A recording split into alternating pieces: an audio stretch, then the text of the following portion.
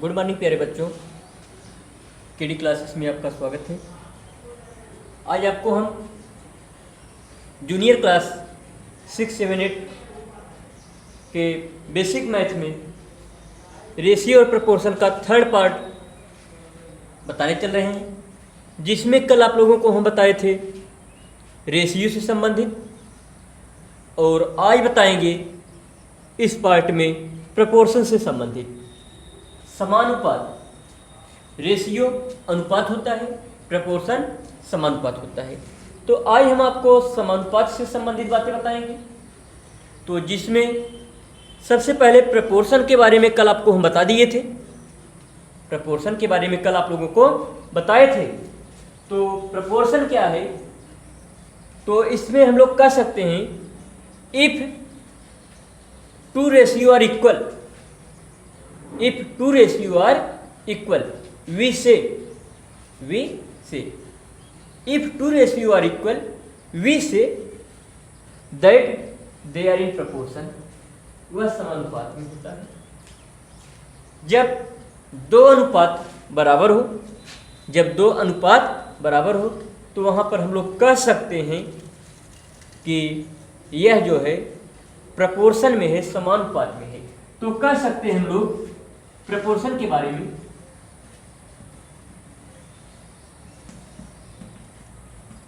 कल बोल दिए थे। डिफिनीशन आप लोगों को लिखने के लिए बोले थे, तो आप लोग, हमको उम्मीद है कि नोट किए होंगे।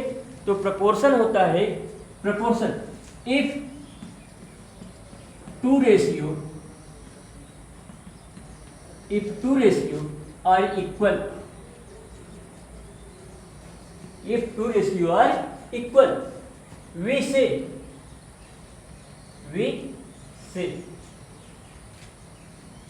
if two ratio are equal, we say that they are in proportion।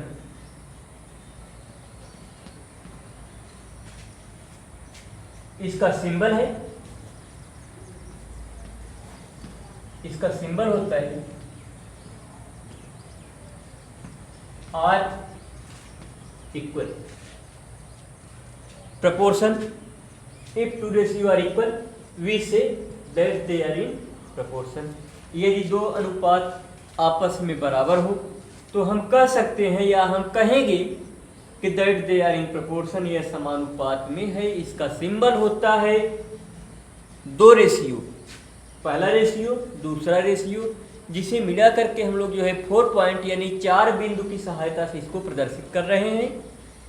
अथवा इसी को हम बराबर भी कह सकते हैं। तो इसमें जैसे आपको कोई संख्या दिया जाए और पूछा जाए कि क्या यह प्रपोर्शन में समानुपात में है या नहीं, कोई 4 संख्या दे दिया जाए और उसके लिए पूछा जाए कि क्या यह समानुपात में है या नहीं, तब उसके लिए हम लोग वहां पर चेक करेंगे, बताएंगे कि जैसे एग्जाम्पल इसका देख लीजिए प्रपोर्शन के बारे में। अब इसका एग्जाम्पल एक क्वेश्चन हम आपको बता रहे हैं कि आर क्या, आर मीन से क्या, 20, 50, 60 और 150, 20, 50, 60 और 150 आर इन प्रपोर्शन, आर 20, 50, 60 और 150 इन प्रपोर्शन, क्वेश्चन आपका यही बन गया। क्वेश्चन यह बनाया आपके लिए कि 20, 50, 60 और 150 क्या समानुपात में हैं। अब इसका हम लोग जो है पता करेंगे समानुपात में है कि नहीं। जब इसको हम लोग सॉल्व करेंगे, सॉल्व करके पता करना है, तो पहले इसको हम लोग रेशियो के रूप में लिखेंगे 20:50, 20:50। प्रपोर्शन के लिए जो है 2 रेशियो बनना चाहिए, प्रपोर्शन के लिए 2 रेशियो बनना चाहिए। 20:50 कर दिए और इसको कर सकते हैं 60:150। 60:150। डिफिनीशन में, परिभाषा में आपको मिला if two ratio are equal, यदि दोनों रेशियो यदि आपस में बराबर हों तो वी से हम कह सकते हैं that they are in proportion, यह समानुपात में होगा। अब देखना है क्या यह दोनों हमारा अनुपात जो दिया जा रहा है यह बराबर है कि नहीं है। तो 20/50, यहाँ 0 से 0 हम लोग कैंसिल कर सकते हैं, काट सकते हैं, 0 से 0 को काट सकते हैं। जब 0 से 0 को काट दिए, कैंसिल कर दिए, तो बचा कितना हमारा 2/5। तो पहले वाले का रेशियो हमको कितना मिला है 2:5, यानी 2/5। 2/5 को हम लोग कह सकते हैं 2:5 है। अब इसके बाद दूसरा रेशियो जो बनाए हुए हैं इसको हम लिख सकते हैं 60/150, 60/150, 60/150, 60/150। एक 0 से 0 यहाँ पर कैंसिल कर दिया गया, काट दिया गया। अब यह जो है हमारा 2 से कट सकता है, लेकिन यह 2 से सिंपलेस्ट नहीं होगा, 2 से नहीं डिवाइड होगा, तो इसलिए अब अगले नंबर 3 से चेक करेंगे। 3 से यह भी कट जाएगा, इसको भी सिंपलेस्ट कर सकते हैं, काट सकते हैं। तो 3 से काट रहे हैं, 3 2 या 6, 3 5 या 15। अब देखिए पहले वाले का रेशियो कितना आया 2:5 आया, दूसरे वाले का जो रेशियो बनाया था उसका सिंपलेस्ट फॉर्म कितना आया 2/5 आया। तो हम लोग कह सकते हैं कि they are in proportion 20, 50, 60, 150 are in proportion, are in proportion, यह समानुपात में है, यह समानुपात में है। क्या इतना आप लोगों को समझ में आ गया है? उम्मीद है कि अवश्य आप लोगों को समझ में आया होगा। हमें यह उम्मीद है कि अवश्य आप लोगों को समझ में आ गया होगा। फिर से एक बार हम इसी को रिपीट कर देते हैं, यदि किसी बच्चे को कहीं से कोई भी कन्फ्यूजन हो तो फिर से देख लीजिए। क्या है 20, 50, 60, 150 पूछ रहा है आर इन प्रपोर्शन, क्या यह समानुपात में है? आर इतना इन प्रपोर्शन समानुपात में है। तो इसमें 4 संख्याएं हैं, 20 और 50, 60 और 150। तो परिभाषा में आपको बताया गया कि if two ratio are equal, दो रेशियो यदि बराबर हो तो वह समानुपात में होता है, परिभाषा से ही पता चला। तो दो अनुपात में इसको हम लोग बना दिए। पहले 20/50 यानी 20:50, 20:50 को लिखे। तो अनुपात को पहले ही वीडियो में आपको बताए थे कि अनुपात को हम बटे के रूप में, फ्रैक्शन के रूप में भी लिख सकते हैं, रेशियो को फ्रैक्शन के भी रूप में लिख सकते हैं। तो फ्रैक्शन के रूप में लिख दिए 20/50, 20/50। एक 0 से एक 0 को कैंसिल कर दिए तो बचा यहाँ से हमारा 2/5। 2/5 यह सिंपलेस्ट फॉर्म है। 20/50 का सिंपलेस्ट फॉर्म, सरलतम रूप जो है 2/5 आया। दूसरा वाला अनुपात बनाए हम लोग 60:150, 60:150। इसको भी फ्रैक्शन के रूप में लिख दिए 60/150। एक 0 से एक 0 कट गया तो बचा 6/15। कितना बचा 6/15। 6/15 को जब हम लोग सिंपलेस्ट फॉर्म में लिखेंगे तो यह 2 से सिंपलेस्ट नहीं होगा, 3 से सिंपलेस्ट करेंगे। 3 2 या 6, 3 5 या 15, 2/5। पहले वाले का रेशियो हम लोगों को 2/5 में मिला, दूसरे का भी रेशियो जो है सिंपलेस्ट फॉर्म 2/5 मिला। दोनों समान आ रहा है, इक्वल आ रहा है, इसलिए हम लोग कहेंगे 20, 50, 60, 150 आर इन प्रपोर्शन। इसे आप लोग नोट कर सकते हैं, क्वेश्चन के रूप में भी आपका है यह जो एग्जाम्पल में दिखाए हैं आर 20, 50, 60, 150। समझ लीजिए कि यह आपका एक क्वेश्चन भी है। प्रपोर्शन आपको चेक कराना था तो प्रपोर्शन भी हो गया और आपका एक क्वेश्चन भी हो गया। तो इसे आप लोग नोट कर लीजिए, फिर अगला क्वेश्चन आपको इसी से प्रपोर्शन से संबंधित बताएंगी।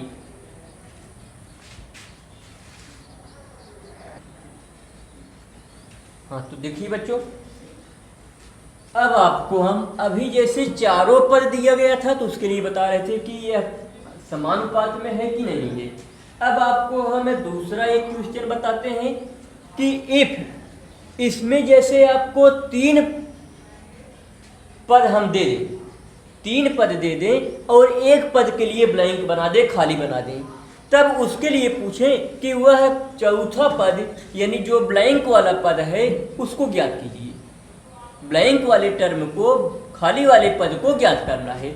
जैसे इसमें हम आपको दे दें 8, 10 और 25, 8, 10 और 25, इसको हम कह दें कि यह हमारा फर्स्ट टर्म है, यह फर्स्ट टर्म है, और इसको कह दें कि यह सेकंड टर्म है, दूसरा पद है। कौन सा पद है? दूसरा पद है। इसको कह दें कि यह चौथा पद है। कौन सा टर्म है? यह फोर्थ वाला टर्म है, चौथा पद है। तो इसे हम आप लोगों से कहें कि first term, second term, fourth term are given if first term, second term, fourth terms are given, find the third term से, find the third, THIRD, third term से। तो क्वेश्चन एक तरह से आपका यह क्वेश्चन बन गया, प्रश्न बन गया कि इफ 8 फर्स्ट, सेकंड और fourth term, if first, second, fourth terms 8, 10, 25 are given, दिया गया है, फाइंड दी थर्ड टर्म से। तब इसके लिए हम लोगों को थर्ड टर्म निकालने के लिए प्रपोर्शन का ही जो है रूल लगाना पड़ेगा, प्रपोर्शन का ही नियम लगाना पड़ेगा। तो उसके लिए देखिए कौन सा टर्म दिया गया? फर्स्ट टर्म, फिर सेकेंड टर्म 10 है, फर्स्ट और सेकेंड, उसके लिए हम लोग प्रपोर्शन का भी रूल लगा करके इसको निकालेंगे। तो प्रपोर्शन के लिए जो है प्रपोर्शन का सिंबल है, साइन है या 4 पॉइंट, यानी 2:4 बिंदु। उसके बाद थर्ड टर्म नहीं मालूम है, थर्ड टर्म को हम लोग मान लेते हैं कि थर्ड टर्म हमारा जो है x है, फिर फोर्थ टर्म हमको दिया गया है 25, चौथा पद जो है 25 दिया गया है। तो अब इसे जो है निकालने के लिए क्या करेंगे? x की वैल्यू निकालना है, यानी थर्ड टर्म को पता करना है कि थर्ड वाला पद कितना है। इसके लिए हम लोग करेंगे first multiply fourth, first multiply fourth is equal to, definition में ही आपको बताए थे कि प्रपोर्शन को हम लोग इक्वल के भी रूप में जानते हैं, बराबर के द्वारा भी उसको प्रदर्शित करते हैं। तो बराबर कर दिए, second term multiply third term से, थर्ड टर्म। अब बताइए फर्स्ट टर्म कितना? 8 मल्टीप्लाई फोर्थ टर्म कितना? 25 is equal to second term कितना? 10 मल्टीप्लाई थर्ड टर्म कितना? x, third term x। अब आगे देखिए 8 मल्टीप्लाई 25 इज इक्वल टू, यहाँ 10 और x के बीच में जो है हम लोग मल्टीप्लाई को देख रहे हैं। जब इधर मल्टीप्लाई है तो इस साइड में आने के बाद वह डिवाइड हो जाएगा, इस साइड में मल्टीप्लाई है तो इधर आने के बाद डिवाइड होगा, यदि इधर डिवाइड रहेगा इधर आने के बाद मल्टीप्लाई होगा। तो चलिए यदि इधर मल्टीप्लाई है तो इधर आने पर डिवाइड होगा, तो इधर बचेगा कौन सा टर्म? हमारा x टर्म बचेगा। जो थर्ड टर्म ज्ञात करना था उसी की वैल्यू अब निकल रही है। मल्टीप्लाई था तो इधर ला करके क्या कर रहे हैं? डिवाइड कर दे रहे हैं। इसको 5 से यदि हम लोग सिंपलिस्ट कर दें, 5 5 जा 25, 5 2 जा 10, 2 4 जा 8, 2 4 जा 8, 4 5 जा 20। किसकी वैल्यू आई? x की, x की वैल्यू आ गई 20, x का मान आया कितना? 20। अब इसे चेक कर सकते हैं हम लोग, जांच कर सकते हैं कि क्या यह हमारा प्रपोर्शन में समानुपात में है या नहीं। यानी थर्ड टर्म यहां पर हम लोगों को नहीं पता था, थर्ड टर्म मालूम हो गया 20। अब इसको पता करना है कि क्या यह हमारा प्रपोर्शन में है कि नहीं। तो देख लेते हैं, 8:10 पहला और दूसरा मालूम था और तीसरा नहीं मालूम था। 2 रेशियो यदि इक्वल होते हैं, 2 अनुपात यदि बराबर होते हैं तो प्रपोर्शन में होता है। यह आ गया 20 और रेशियो 25 होना चाहिए। तो चलिए 8/10 इज इक्वल टू 20/25। 2 चौके 8, 2 पचे 10, 2 चौके 8, 2 पचे 10।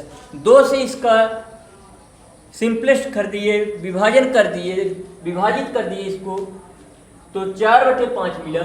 यह जो है हमारा 5 से इसका सिंपलेस्ट फॉर्म होगा, 5 से इसको सिंपलेस्ट कर सकते हैं। 5 4 जा 20, 5 5 जा 25, 4/5 और यहाँ भी 4/5। यह दोनों रेशियो आपस में इक्वल हुए तो दे आर इन प्रोपोर्शन, यह समानुपात में है, यह समानुपात में है। तो क्वेश्चन आपका बन गया। इस तरह से क्वेश्चन आपको मिलेगा। फर्स्ट टर्म, सेकेंड टर्म दिया रहेगा, फोर्थ टर्म दिया रहेगा, फाइंड द थर्ड टर्म, तीसरा पद ज्ञात कीजिए। जहां तीसरे पद की बात आती है वहां इस तरह से हम लोग जो है x की वैल्यू निकाल लेंगे प्रोपोर्शन का साइन बना करके। इसमें क्या करते हैं, फर्स्ट मल्टीप्लाई फोर्थ यानी पहला गुणे चौथा बराबर दूसरा गुणे तीसरा, यानी second term multiply third term. यही इस तरह से सॉल्व करेंगे और x की वैल्यू निकाल लेंगे तो वहां हम लोग को थर्ड टर्म मालूम हो जाएगा, तीसरा पद मालूम हो जाएगा। यह दो तरह से क्वेश्चन बन सकता है। इस तरह से दिया रहेगा first second fourth term are given, find the third term. या क्वेश्चन डायरेक्ट बन सकता है, इस तरह से दे देगा 8:10 proportion x:25, find the value of x की वैल्यू निकालिए। तो इस तरह से यह क्वेश्चन आपका हो गया। इसे भी आप नोट कर सकते हैं, लिख सकते हैं first second fourth term are given, find the third term. तो यहाँ पर हम थर्ड टर्म को निकाले हैं। थर्ड टर्म की वैल्यू आई है 20 आया है।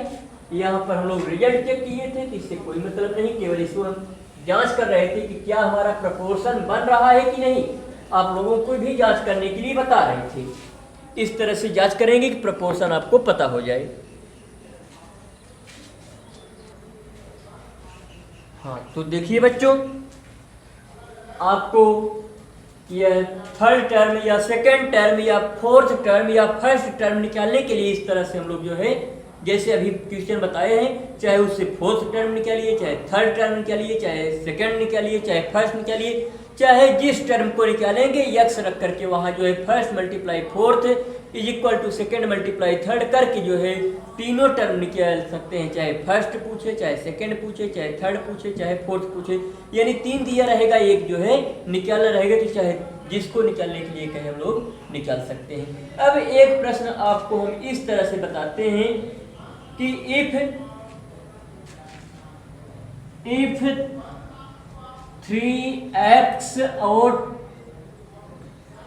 12 मान लेते हैं, 3x और 12, यह 3 संख्याएं दिया गया है। If 3x 12 are in continued proportion, find the value of x। If 3x 12 are continued in proportion, यदि यह लगातार जो है क्रमशः जो है प्रोपोर्शन में है तो find the value of x की वैल्यू निकालिए। यहाँ पर आप लोग देखेंगे सिर्फ 3 ही पद दिया गया है, लेकिन कह रहा है कि find the value of x। अभी इसके पहले वाले में आपको बताए कि 3 पद दिया रहता था, उसमें एक पद के लिए ब्लैंक रहता था, उस ब्लैंक वाले पद को निकाल लेते थे। लेकिन इसमें जब सॉल्व करेंगे तब इसमें क्या करेंगे, इसमें भी कह रहा है find the value of x, 3 ही पद दिया गया है, फिर भी वैल्यू x की पूछ रहा है। तो यहाँ पर हम लोग लिखेंगे ऐसे 3:x प्रोपोर्शन x:12, ऐसे कर देंगे 3:x प्रोपोर्शन x:12। चलिए, तो इसे हम लोग लिख सकते हैं। अभी आपको हम बताए कि फर्स्ट मल्टीप्लाई फोर्थ, इसके पहले वाले क्वेश्चन में अभी जो बताए थे, first multiply fourth is equal to second multiply third, second multiply third. चलिए, first multiply fourth 3 multiply 12, second multiply third x multiply x, 12 36 x multiply x square, x power 2 x power 2 का मतलब हुआ कि इसके साथ जो संख्या मिल रही है उस संख्या का स्क्वायर रूट निकाला जाए। तो यहाँ पर इसको हम लोग दो तरह से निकाल सकते हैं, चाहे इसका स्क्वायर रूट निकालें वर्गमूल, या लिख सकते हैं यह 36 जो मिला है 36 किस संख्या का वर्ग है, किस संख्या का उसी संख्या से गुणा कराया जाए कि 36 आ जाए। जो संख्या ले उसी संख्या से, जैसे 2 लेते हैं तो 2 का 2 से 2 दूनी 4, 3 लेते हैं तो 3 का 3 से 3 त्रिक का 9, 4 लेते हैं तो 4 का 4 के 4 चौके 16, 5 लेते हैं तो 5 का 5 से 5 पचे 25, 6 लेते हैं तो 6 का 6 से 6 चाह के 36, यानी 6 6 जा 36। तो यहाँ से यह हमारा जो है 6 का स्क्वायर बन रहा है, 6 का वर्ग बन रहा है। यह 36 जो मिल रहा है यह जो है 6 का स्क्वायर है। तो इसे लिख सकते हैं 6 का square is equal to x का स्क्वायर। दोनों तरफ स्क्वायर पद है, वर्ग पद है, तो दोनों तरफ से वर्ग को हटा करके इसके आधार से बेस से हम लोग जो है तुलना कर देंगे। तो यहाँ पर हम लोगों को मिल जाएगी value x is equal to 6, x बराबर 6, x बराबर 6 मिला। तो यहाँ से जो है हमारा जो है if 3x12 continued in proportion find the value of x, तो x की वैल्यू निकल गई कितना 6, यानी यहाँ पर भी हमारा 6 होगा और यहाँ पर भी हमारा 6 होगा। ठीक है, तो इस तरह से जो है अगला क्वेश्चन बना सकते हैं, और इसी में एक तरह से और हम लोग प्रश्न बना सकते हैं। तो चलिए आज की वीडियो में बस इतना ही बताते हैं। इसके बाद जो है अगले वीडियो में हो सकता है फिर आपको हम इससे संबंधित कुछ चीज़ें बता दें।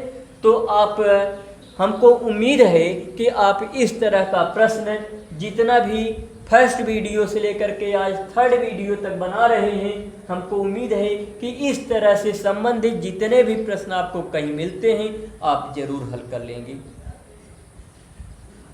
ठीक है, यदि आपको कहीं भी कोई दिक्कत होती है तो आप फिर से दोबारा पूछ सकते हैं।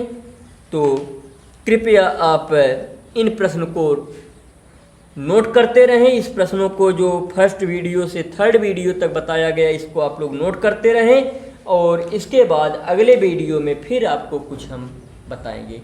आज बस इतना ही। ठीक है, आप लोगों को बहुत बहुत बधाई वीडियो देखने के लिए। ठीक, धन्यवाद।